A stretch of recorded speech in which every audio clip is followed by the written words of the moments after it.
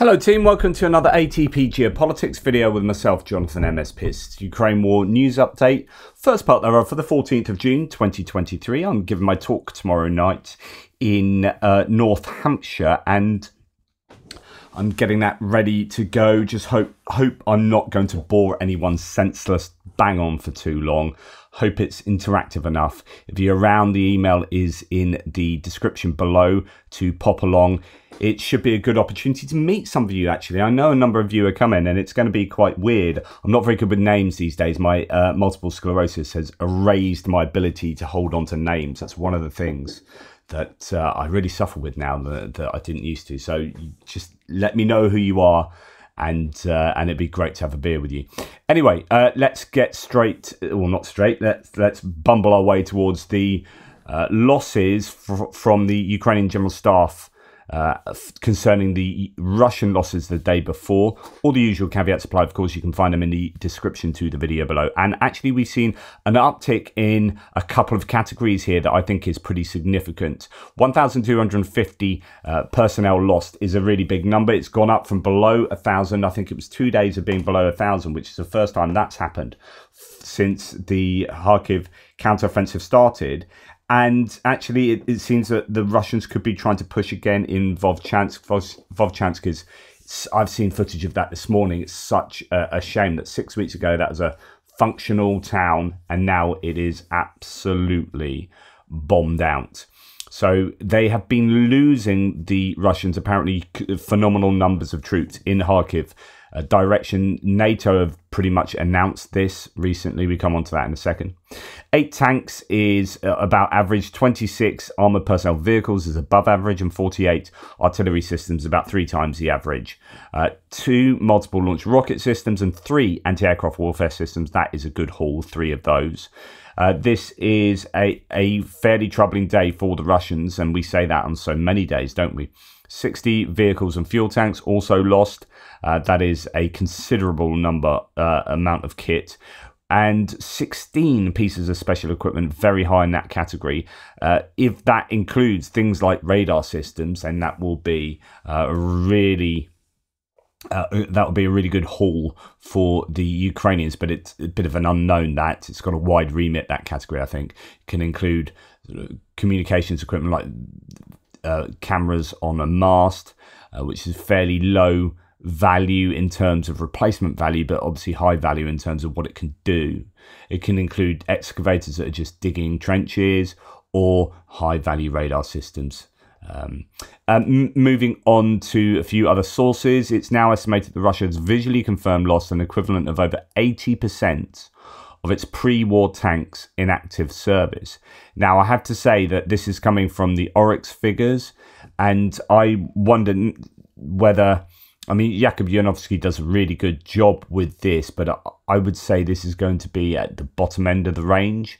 I think Andrew Perpetua's team actually, because there's more of them working insanely long hours, they actually have, I think, more comprehensive lists. So I would say this is probably the bottom end of the list. So 80% of the pre-war tanks in active service, which is to say that the tanks that they were driving around at the time that they had in the units that were operational, they've lost 80% of those tanks. But of course, they had those huge stockpiles to draw from. And so they've been able to, then it's not that they're driving around with 20% of the tanks now, but I would suggest that there are fewer tanks in active service now than there were at the beginning of the war. I don't think the number of tanks has been adequately replaced that they have lost. Losses of T-80 BVU are above 100% because Russia has reactivated an unknown number from storage, which is kind of the point I was making. We have T-90s, 97 have been lost. There were active 67 in active military service in 2022. The question is, the T-90M is their latest tank, the breakthrough tank.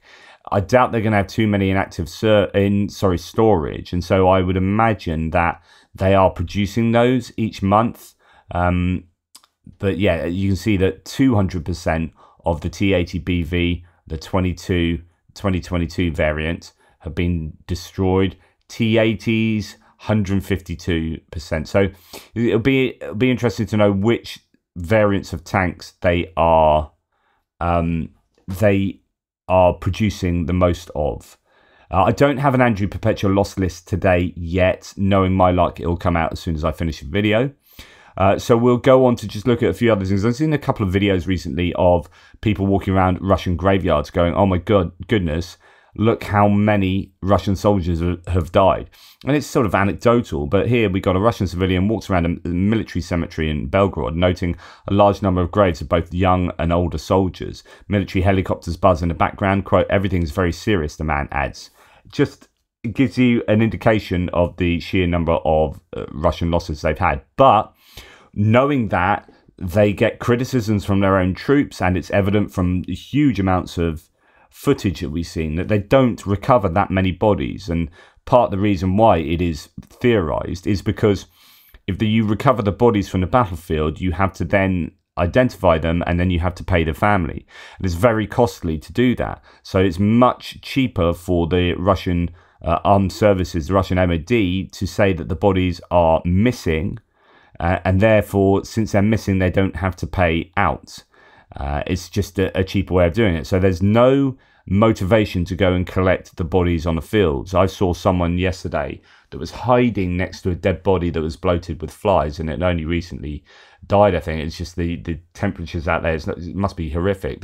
And that guy was killed with a drone drop munition. As I've seen Russians hiding under a tank and video themselves under that, all wearing face masks because the stink of the dead bodies under the tank was so bad. They're literally hiding with dead bodies, and it's just, the conditions must be horrendous for some of these people. Now, media writing here, the Kyiv Independent reports that Russia has suffered astronomical losses in the Kharkiv front, according to a NATO source. Russia suffered those astronomical losses while attempting to advance in Kharkiv, according to European Pravda, citing an anonymous NATO source. And it doesn't surprise me that these claims are coming out, because the data seems to show that the general staff figures ticked up significantly after May the 10th, when the Russians started attacking into Kharkiv. And they haven't really come down since. Yes, they've gone up below 1,000. But I mean, 1,000 is a high number, right? When you're talking about a day of losing 980, that was previously the upper end of the scale. Now we've seen days of 1,780. Just incredible losses. Also, huge vehicle losses. I did report this yesterday in the frontline update, but there was the report from Hayorivka, which is Marinka, down on the eastern front line, further to the south, before it doglegs round. The Russians were attacking, apparently, a big old attack on Hayorivka with 19 vehicles, and they lost 14 of them. So when you go back to these figures and go, goodness me, is this really the case that they've lost 26 armoured personnel vehicles in one day? Well, they lost 14 in one small area, just in one attack. And what's significant about that is that I've been saying over the last few months that the Russians are using fewer and fewer vehicles in each individual attack. We are seeing 1s, 2s, 3s in terms of attacks. So this is the first time for a long time we've seen a significant number of vehicles used at one time, 19.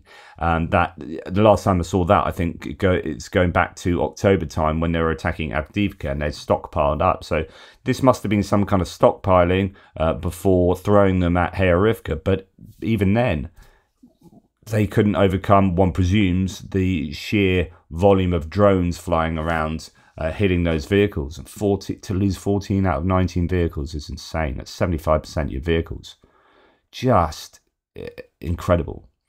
And then I've reported quite a bit recently on these strikes in Crimea. Another one has been evidenced here. On the night of June the 11th to 12th, a Ukrainian ATACMS attack targeted the S-400 Triumph air defense system in the Bakhchiasari district, approximately 2.5 kilometers from Vernotsadove or something. The strike resulted in the destruction of a radar, a generator tractor, and a launch unit of the S-400 Triumph. So the Triumph is your best air defense system, notwithstanding the S-500, which there appears to be only, I think, one of them, and they've shoved it down to Crimea. More on that in a wee while.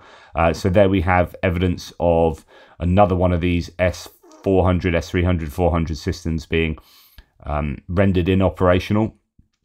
Crimea, surely it's got to be a good time to start rinsing targets around Sevastopol. Surely it's a good time to start hitting the shipping that is left in Sevastopol. Yeah, so lots of talk about these that have been these air defense systems that have been hit. This one is actually very close to Sevastopol itself, so that then leads on to, well, if you've taken out the air defenses around Sevastopol, you can now think about taking out the targets within Sevastopol. So the Russians are onto this, and they have brought an S-500 to bear in Crimea. Now, as David D says, Russia's deployed its S-500 to Crimea, not an S-500, the only S-500. It was in the Moscow area, now it's in Crimea. Moscow is far less protected now, and that shows that Moscow knows that NATO is not a threat to them and never has been. In other words, this S-500 would have been protecting Moscow from, proper stealth fighter F-35s or whatever flying into Russia to hit Moscow. So you put your very best stuff there. They realise that's never realistically going to happen. What is realistically happening is Crimea is being absolutely hammered by the Ukrainians, and they've lost all their very best air defence systems, or many of them, around Crimea. And so they have no option. Either you give up, this is what I said the other day, either you double down or you give up. Sunk cost fallacy, or cut your losses. They're going with a bit of doubling down because you lose Crimea. That's kind of the main rationale for the war. It's quite incredible. So they're going to double down, try and hold on to Crimea and protect the ships that are left, I guess, in Sevastopol. And all the Ukrainians will need to do is destroy this system and, rinse and repeat. It's an amazing situation now. And I really hope, I haven't really been keeping an eye on mainstream media recently, but I really hope this is being reported as an incredible success for the Ukrainians. This is a shifting, this is an inflection point in the war, I would argue, in a really major way. If they are moving their S-500, the one S-500 to Crimea, how desperate do they have to be? Really desperate. Right, yesterday in Shebekino, town in Belgorod, an explosion occurred involving ammunition from the Russian TOS-1A heavy thermobaric flamethrower system, resulting in the deaths of 3 Russian servicemen. The explosion also damaged a private houses and 1 car. This is being variously reported. I was unsure whether to include it in the strikes or section or not. But anyway, it's a TOS-1. These only have 6-kilometer ranges, so it's probably going to be fairly close unless it's in a staging point further back. But it's been hit, it's cooking off. That's another loss across the border. The Ukrainians seem to be doing a pretty good job of striking across that border. Now, we're going to just have a look at just a bit of an anecdote concerning a Bradley. That Rob Lee says, from the commander of the Bradley in the video, Victor. So this is, I think, the Bradley that went toe-to-toe with an APC. It wasn't MTLB, was it? It was a BTR. And took out the BTR. The BTR then drove off the road and started smoking. That was the end of that. And the Bradley did well. I think it's that one. Anyway, a Bradley commander has praised the Bradley's armour and the training he received from US troops in Germany this year. He singled out the vehicle's armaments, including guided missiles and its 25mm cannon, that's a Bushmaster cannon, which can fire armour-piercing rounds about the size of a hot dog. Victor spoke with the Washington Post on the condition that only his first name be published in accordance with Ukrainian military protocol. In an interview from a hospital where he is recovering from wounds suffered in a separate incident, he praised the Bradley's armour and the training he received from US troops in Germany. So that's really nice to see the Bradley getting continued praise. Shows how important it is. And what I talked the other day about how I don't think the Ukrainians have the capacity to take more than like 100 Bradleys at a time. And that's why you're not seeing. So the Americans have tons of Bradleys, right? They've got like, I don't know how many, 6,000 or whatever it is. Most of them are sitting in the desert gathering dust. And so in principle, you could give an absolute ton of Bradleys to the Ukrainians. And I've called for that before, but now I've kind of refined my thinking that they wouldn't be able to take that many. You would have to draw 3,000 people away from the front to train them up which means your front is weaker. You're training all these Bradley crews up, and in the meantime, you've got 1,000 Bradleys sitting around, so on and so forth. And that's a target. So actually what you want to do, if you're Americans, I would have thought you'd be right. We need to give you a meaningful flow of Bradleys that will keep you replacing the attrited numbers, but maybe adding to them. So you're just building up slowly, but also sustainably a set of Bradleys and trained up crews. So we give you 100 and then 100 and then 100, and if you're only losing like 60 of them, then each wave you're getting 40 more, net. And so that I think is more sustainable, and is great to see them being so highly praised, because I think these are arguably more useful than tanks at the moment, in terms of how kind of mobile they are. The fact that they can use the tow missiles on top and the auto cannon means that they are just becoming very effective tools for the Ukrainians. These are, in some sense, like a light tank, right? So I know that's highly controversial, but in terms of the capabilities that they have, I think, really, really good bits of kit. And they're old, and they're still outperforming the Russian equipment, a bit like the ATACMS and the S400s. Today, some losses to add to that. So to add to the figures we've been talking about, 3 Russian NTV journalists, propagandists, came under fire in Horlivka. 1 of them died, 2 more are in serious condition. That's one report. Next, they've said Russian media have complained that 3 employees of the Kremlin propaganda television channel NTV have been seriously injured in Horlivka, so they're denying that 1 has died. It's reported that the injured are in critical condition. They are in a coma. NTV propagandist Valery Kozhin, who was injured in shelling in occupied Horlivka, there is the admission that he's died, has died. Self-appointed administration has said the others are in serious condition. There you go. So they have lost quite a few of these. In fact, I think, was it Putin? Did he announce the other day when he gave out those inflated figures about what was going on? I think he included the number of journalists who have died. The Russians have lost quite a number of journalists because they have these propagandists that get really in amongst it to try and present the nitty gritty, and it's incredibly dangerous, and they're getting hit. This is the Russian defense contractor due diligence when they expect corruption investigations by Putin, says Trent Telenko. What's he talking about? Well, this is a significant fire, I think, because A, it's in Moscow, and B, it is a probably a high value target in the long game, not necessarily in the short term. So the design bureau belonging to the defense contractor Sukhoi is on fire in Moscow. The company designs and manufactures military jets with the Su prefix, among others, and that was on fire, and then it grew, by all accounts, 800 square meters and growing. So the places like that going up in flames in Moscow not only gives a sense of, goodness me, this war's coming to us for Muscovites, that their elite institutions are able to be hit by, one presumes, sabotage here. It will affect the morale, and it will affect people's opinions concerning the war in Ukraine. So I think stuff like that is really useful for the Ukrainians. As far as like the short term is concerned, it's not like stopping them designing the next generation of jets going to affect the battlefield right now in Ukraine. But the more that we can see these military installations and institutions being damaged, I think the better.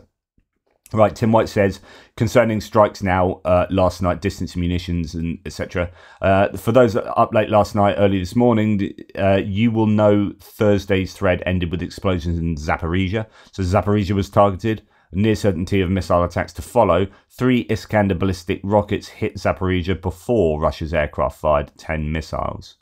Some of the worst attacks have come through this morning in Sumy region, so that's up north to the left of Kharkiv. Russia is accused of attacking a bus in Esmen with an FPV drone. Andrew Perpetua was complaining about that today. 20 passengers were on board, 3 female passengers were injured. And in Kharkiv region, a similar drone attack on a passenger bus. This was in Kupiansk with a 60-year-old man injured on the regular service to Kharkiv. 2 policemen also got wounded as debris hit the police car, a cafe, and local houses. Now, aside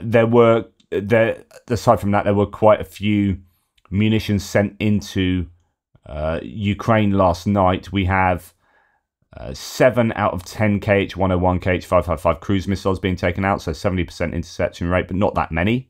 And again, I say to you the same mantra I always say: you would if you could, you aren't, so you can't. Like 7 cruise missiles when we've had days earlier on in the war of 80 cruise missiles or whatever. Why are we not seeing those massive waves of cruise missiles? Do they either not have the missiles, or do they not have the things that can fire those missiles, or those things are spread further apart and it's logistically more complicated? Or do they have the missiles but they're stockpiling them? In other words, they don't have enough of them so that they can't fire enough now because they're waiting to fire a big amount on another day. But it appears to me that those big days seem to be getting further apart, and when they are the big days of firing huge numbers of munitions, they are firing less, or they're firing fewer cruise missiles. So I think you would if you could, you answer you can't is applicable in this case again. 0 out of 3 Iskander-M ballistic missiles, and they probably also recognise that cruise missiles do have there's a higher interception rate of them. So if you're going to fire anything, you want to be firing ballistic missiles into Ukraine. So your hypersonic Kinjal or your Iskanders or your surface-to-air missiles from the S-300s and whatnot. So 0 out of 3 Iskanders, 0 out of 1 KH-47M2 aero ballistic missile, and 17 out of 17 Shahed drones. So again, the drones, 100% interception rate on the drones, but not so good on those ballistic missiles. And the question is, well, you've got 4 missiles there plus 3 cruise missiles. What have they hit? It's quiet. We don't know, but there's every chance. I think one went late into Khmelnytsky. So yeah, here you go. So there's is that your Kinjal going there? I think, but aero ballistic missile anyway, going there. You've got cruise missiles circling around and then going to that target. You've got drones hitting there. Zaporizhia was hit by ballistic missiles, I think, earlier, but it looks like every single one of those missiles and drones, apart from just one popping up to Poltava area, every single one has hit Starokonstantiniev and Khmelnytsky. I'm pretty sure that's it's usually what they're targeting there, which is the airbase that presently has the Su-24Ms that carry the cruise missiles flying from there, and one would assume it's where the F-16s are most likely to go. And maybe they've got intel that they are going there already. They're starting to put the F-16s in position, and that's why they're hammering Starokonstantiniev. That seems to be what they're doing. Every strike at the moment is at least some of them are hitting aimed at Starokonstantiniev. This is a real, in one sense, this is a real challenge for the Ukrainians.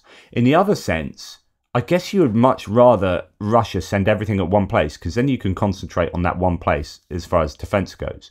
You say, right, if this is going to be the airbase we do send our planes from, then we just need to build hangars that can protect against these missiles. As long as we've got protection against the aircraft for the very best Russian missile, then do you know what? Fire all your stuff at here. Fire all your guns at one time. Explode into space. Go for it. We'd much rather that than have to do this in multiple places. So there is a kind of maybe a good reason to put all your eggs in one basket. It's like, let's focus on Starokonstantiniev, make sure that we can take out every missile that does come here. So we have our very best. We have maybe 2 Patriots or a Patriot and a SAMP-T. And when that runway gets damaged, we just learn really quickly how to repair the runway straight away, so your jets can take off. Or you have multiple runways there, increase the size of it. I don't know.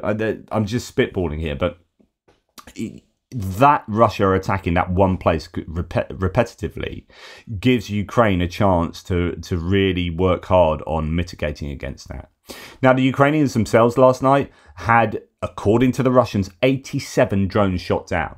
And we know very well that the Russians overestimate the number of drones they shoot down. So if there's 87 drones shot down, there's either like 120 drones flying into Russia, or they didn't shoot 87 drones down and there were 87 drones that went into Russia and they shot down 40, or whatever it is.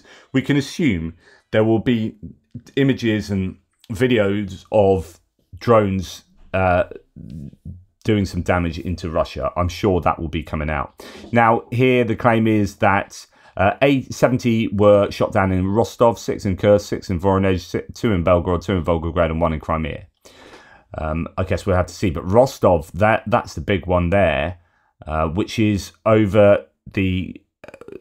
if you see the Sea of Azov to the right of Crimea. So if you go under the Kerch Strait, under the Kerch Bridge, you get to the Sea of Azov, and you have Berdyansk at the top, and then you have Mariupol, then you have Taganrog and Rostov-on-Don. So that's the Rostov area. It's fairly close to Ukraine, but there's a lot of rich targets in that region. So this is the Russians claiming that they repelled all of these drones. Problems with electricity after the attack, though, in a Morozhovsky district. So there you go. Problems with electricity, but we shot them all down, right? Okay, at night there was a drone attack on multiple regions of Russia. So here's exactly what I was talking about. There's your Sea of Azov. There's Berdyansk, Mariupol, Taganrog, Rostov-on-Don around here. So that looks like the Morozov air base, Morozovsk air base, I think. But it might not have been the airbase. There is an airbase, I'm sure. At night, there was a drone attack on multiple regions of Russia, but the most reports were coming from Morozovsk, Rostov region. Local residents heard explosions from the direction of, Morozovsk airfield. Several settlements in the area were left without electricity, according to Russian claims. 70 drones were intercepted in Rostov region, another 17 in other regions, as mentioned. So there's certainly big smoke plumes indicating that something has been hit. Probably a target has been hit, but it could be debris falling and causing a fire. At night, from 1 o'clock to 4:30 time, drones attacked the Kalino airbase, where the Shahid 136 drone warehouse is located. That's in Kursk. So this is now moving from Rostov up to Kursk, which is here. So you've got this is Bryansk Oblast. This is Kursk Oblast, where Sumy is, and this is Kursk actually, and this is Belgorod up here. So somewhere around here, there is an airfield that has been targeted by Ukrainian drones. And here we have evidence that Rostov was hit in some way. Claims that, they lost power, and it looks like there's an electrical substation that's exploded here. That's the claim. All power was off in the city centre as Ukraine's drones hit an electricity substation in Morozovsk. And then this morning, Luhansk has been struck. Arrival at Russian base there is the claim. Don't know any details about that. Then we heard about the strike in Shebekino. Explosions and a significant fire there, although that seems to be a TOS-1A. It looks like the explosion of a solid fuel, which is usually propel the missiles employed with air defense systems. So someone's saying it's possibly S-300 or S-400. Others saying it is a TOS-1A. But there you go. And then, as I was saying earlier, with the idea that you've got supposedly 87 intercepted drones, and then a couple of days later we start seeing data coming out confirming strikes and damage done during these attacks. Well, here's something came out yesterday that was from previous days. A moment of destruction of one of the drones that tried to attack the Russian Yaroslav region this morning, so the other morning. Russian Defense Ministry said that drones tried to attack the region. 3 of them were shot down by air defense, and you can actually see one being taken out by air defense there. So it's not the Russian air defense doesn't work. It's just they overestimate the number of strikes they have. Interesting that they're also using, here's a Su-30SM fighter jet to clear the airspace of drones in, I don't know where, Vladimir Oblast. So taking out a Ukrainian drone with its air-to-air missile there. Now, we know that this happens in Ukraine as well, using the planes to do that. In fact, that's one of the potential uses for the Dassault Étendard that they're getting from Argentina. Could be, some are saying, is it really worth training up pilots on that when you need to train up pilots on F-16s? So yeah, there are arguments against whether it's going to be useful at all to have those older aircraft being given by Argentina, but they can fire Exocets, which are pretty numerous, and you can fire them at ships. They're anti-ship missiles, so they could be quite useful in the northern Black Sea area, but also for at the back, taking out cruise missiles around Lviv and whatnot, as you can see there. Right, now moving on to other bits and pieces.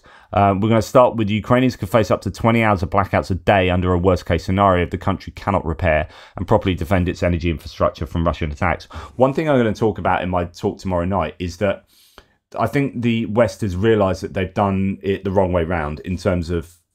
I think the West is starting to realise they need to really assist militarily a lot more than they have been. And that's why you've been seeing this growing momentum, I believe, in terms of Europe, Germany, France as well, although the latest European elections are a bit of a challenge to this. And you've seen America start more freely give out stuff, obviously the $60 billion aid package, but the bilateral security agreement last night between Biden and Zelensky, although that appears to be the case that needs to be ratified in Congress, or some kind of congressional activity needs to happen there. But the idea is you just had a recovery conference in Berlin, and it's like, okay, and I'm going to make up the numbers here, but okay, let's spend $50 billion on recovery. Whereas, like, well, if we just spent $10 billion 6 months ago on Patriots, then you wouldn't need to be spending money on recovery. So you can save $40 billion by spending, you know, you just need to speculate to accumulate. You need to have sensible investment, but people don't like spending big time up front. But then that means that later down the line, you have to spend even more. I mean, there's a whole principle about defending Ukraine. Is like, if we don't spend the money now in Ukraine, we're going to be spending way more and protecting Poland and the Baltics. So we need to spend more on Ukraine. And then when you look at Ukraine, it's like, rather than spending $50 billion on rebuilding all these cities that have been blown up by missiles, how about we spend $10 billion to stop the missiles getting in the first place?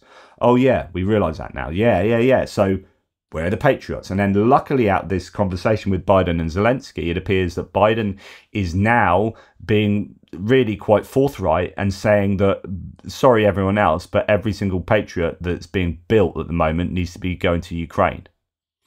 And everyone else is at the back of the queue. Now, that is massively significant. I need to look into that this morning before my military aid update. But that's huge, right? And so we're now at the stage where they're having 20 hours of blackouts a day, possibly under worst case scenario, because the energy infrastructure has been so fundamentally smacked. And that could have been prevented.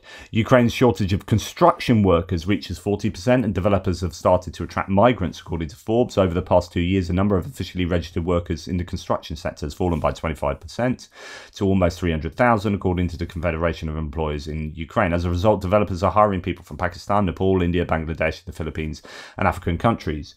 This is what happens when you have a labour shortage because you've got a war and you're sending your young men off to, or you're sending young and old men off to fight in the front lines, 25 to 60-year-olds being mobilised. Who have you got left to work in those industries that traditionally those men would have worked in? You have a labour shortage, which Russia has, and what are your options? You can't up the birth rate. Well, you can, but that's not going to come into effect for another 20 years. And so you need workers, and you need them now. So you're going to see an influx of workers coming into Ukraine. Now, hopefully for Ukraine, they won't just be nicked and sent off to the front line, right? But in Russia, that's a real issue where they are attracting migrant workers, but at the same time, then they're raiding big warehouses like the Wildberries warehouse and saying, right, all you migrant workers, we're taking you, thank you very much. And they're looking for any issue with visas and whatnot, and then shipping them off to the front line. Because they know that if they come back in a body bag, the families are either not in Russia at all, or they're not as important as indigenous Russian families. So they're not going to kick off. They don't have voting rights or whatever. those people dying is of less consequence than indigenous Russians dying. So anyway, interesting this here, that the statement, it appears, from the State Department in the US, determinations regarding use of chemical weapons by Russia under the Chemical and Biological Weapons Control and Warfare Elimination Act of 1991. Action notice. Summary: the acting Under-Secretary of State has determined, pursuant to Section 306A of the Chemical and Biological Weapons Control, blah, blah, blah, that the government of the Russian Federation has used chemical weapons in violation of international law. So an official recognition there that the Russians are breaking the law, as if we didn't know that. But yeah, more war crimes. Jay Kiev here says the entire underlying architecture of the Russian financial market is non-existent this morning, as websites for Moscow Stock Exchange, National Settlement Depository, and the National Clearing Center are all down. This is to stop a run on dollars and international currency, to stop exchange activity taking place due to the sanctions that took place, that were implemented yesterday in the US. The UK has followed suit. I presume other nations and entities are probably going to do so as well. And there were panics in the markets, panics at the banks, queues outside the banks. I think it's all back up and running now, but things are looking pretty challenging for the Russian economy at the moment, the financial sector. Jake Bro had a good video on that last night as well. Anyway, that's enough from me. Thanks for watching. Please like, subscribe and share. Really appreciate your support. Take care and speak to you soon. Toodle pips.